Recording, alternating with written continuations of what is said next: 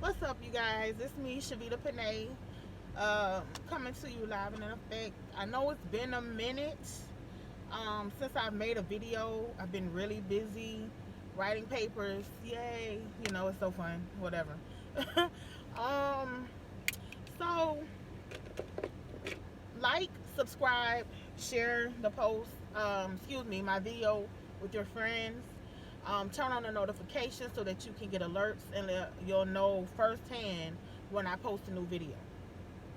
So I have plenty of videos, like I've been recording, so that's not the issue.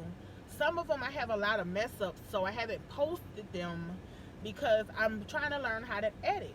So I have like 3 videos just sitting in my phone right now.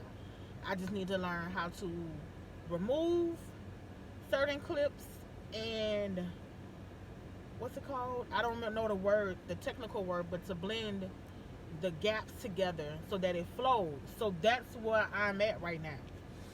But I do a lot of thinking and a lot of meditating and self-reflection, and I love to uh, talk to myself, and I like talk to God so that I can get just clarity on certain things in life that just happen. So I know a lot of people are losing faith and not believing in God anymore for a lot of reasons that I understand. I don't agree with, but I'm able to understand why a person may feel the way that they feel. But when you're rooted and grounded in God and who He is, it's impossible to lose the faith if if you truly believed from jump. I think it's easy for the people that do have life that happens to them, or um, think that Christianity is a white man's religion, that those things was just the only determining factor they needed in order to walk away from it. That's just how I perceive it and what I see. Personally myself, like growing up, I was spoiled. I didn't have to do the things that I did. Everything that I did was purely a decision of my own, mainly to fit in, trying to find myself in the world, wanting to be hard and gangster, and you know what I'm saying. Even though that's natural, that you know what I'm saying. But for real, just trying to live that life, and I really didn't have to. So I would skip school, smoke weed. I had a time where I lost my virginity like 15 to an older man. I lived by a military base, so that's what my friends were dealing with. They would date military men, so I'm like, well, yeah, it put me on. Not knowing any better and not realizing that that's really not what I'm supposed to be doing. I mean, well, I knew better, but not valuing myself to walk my own journey versus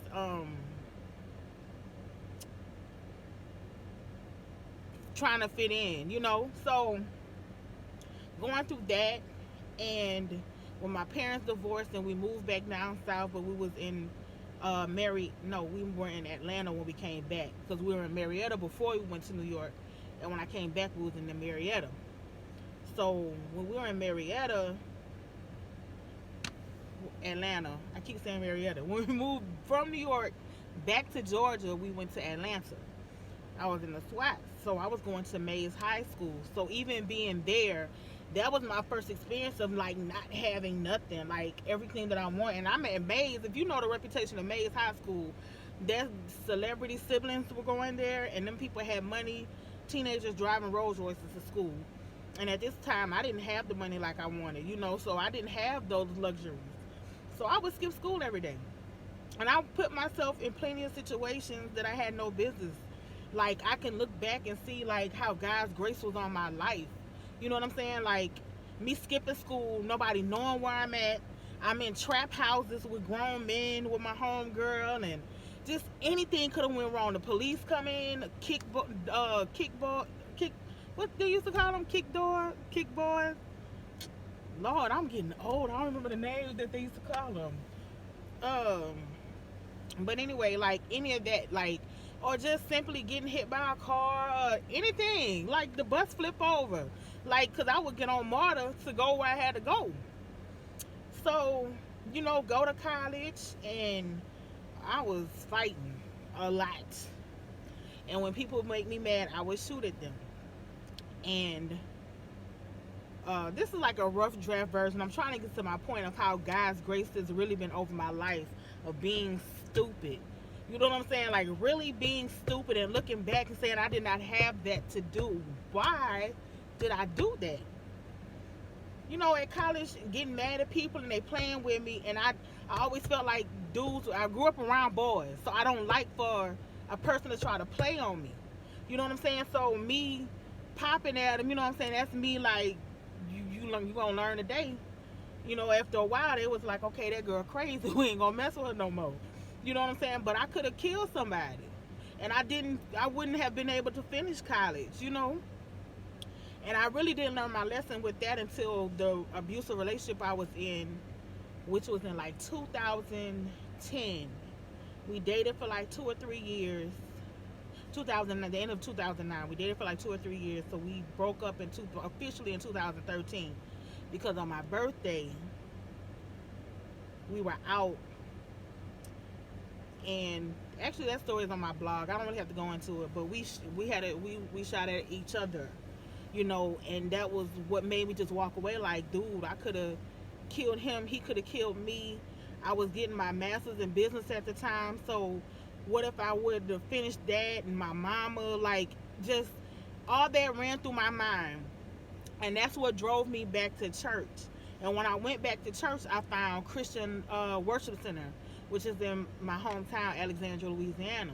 It was a non-denominational church. And when I went there, now growing up, I was Baptist, Southern Baptist. I was taught if you sin, you're going to hell. Period. I ain't know nothing about God's grace. I ain't know nothing about faith. I ain't know nothing about speaking life in the situations. Whatever. I ain't know nothing about none of that. So when I went to Christian Worship Center, I'm greeted with hugs. Now, mind you, years before the relationship that I was in that was abusive, years before, I had a boyfriend that was from Cali, and he was down here with me. We went to visit this church before. God works so much strategically, bruh. But we went to this church before, but it wasn't a consistent thing, you know, and we would go to these life groups with people in the church, and they would always call and check on us, and when we would go visit sporadically, do sporadic visits, they would always remember us, come hug us and everything. So by this time, which was like 2013, I hadn't been in years. I had stopped going to church altogether. I'm like straight pill popper. I'm smoking weed. I'm in the club every night. I'm getting drunk. You know what I'm saying? Like just cutting up. After that breakup, I got really depressed. I was like popping Valium and drinking wine every night just to sleep because I couldn't stop crying. It was just so many years, you know what I'm saying, that we had together. And even though he was abusive, it just really affected me. Now that I know better and I know my worth, of course that was really stupid. Ever getting an abusive relationship, it's never worth it. It's never, no. So anyway,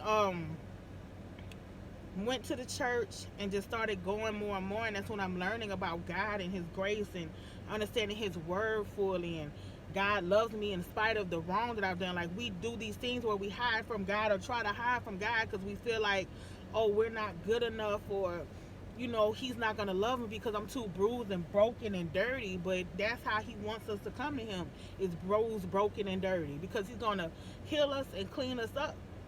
You know what I'm saying? So learning about that, that's what made me cling to God, to want to know him for myself. And I would still slip. Like, I remember times I would go to Bible study, and immediately after Bible study, the favorite spot that I used to go to every Wednesday, they would have happy hour. So baby, after Bible study, I'm at happy hour. I'm getting drunk, but I'm talking about the word. But that made me feel better. Like, you know, I'm talking about God, but I'm getting drunk off of Hennessy and Charlie Sheen's and all that other stuff. You know what I'm saying? So, eventually, that's when, let me see, I moved to New Orleans in 2000, like middle of 2013. And,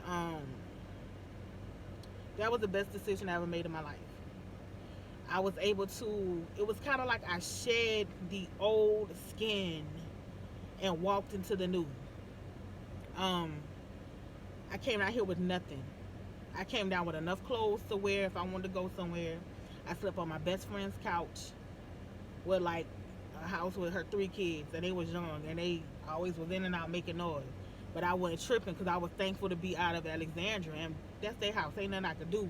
I just say that to say sometimes you gotta be uncomfortable in order to walk into what God got for you. You feel what I'm saying? So I went from living like that to like maybe a year later. I called myself rushing. Not a year later, but a couple months later, like July, August, I was rushing it because I was ready to just get on my own, and I put myself in a situation I shouldn't have. One person was like stealing from me and just doing dirty stuff, and I didn't know that later this person was on drugs. Um, so I left that situation, went back to my best friend's house, you know, and after that, that's when maybe 2 or 3 months later, I was patient this time, and I didn't just move because I moved off of emotion. I moved because I know God was telling me to move, and I got a studio apartment. Um, was working. I was sleeping on the floor on an air mattress, and that thing popped. So I was literally on the floor every night with my TV on the ground. Because by this time, I went back to Alexandria to get my clothes and things to bring back. But I didn't have the money to get a U-Haul truck to bring my bed and things, so I just brought all my clothes. Like every last one of my clothes in my closet, that's all I did. I just brought that back. So like all this time though, I feel like God was preparing me for better. And I really can't even imagine my life having this journey without him in it. Because I definitely know, ain't no probably, I wouldn't have made it. My mind wouldn't have been able to grasp what was going on around me. Because it never looked good. It never looked good. But I was able to see further. It was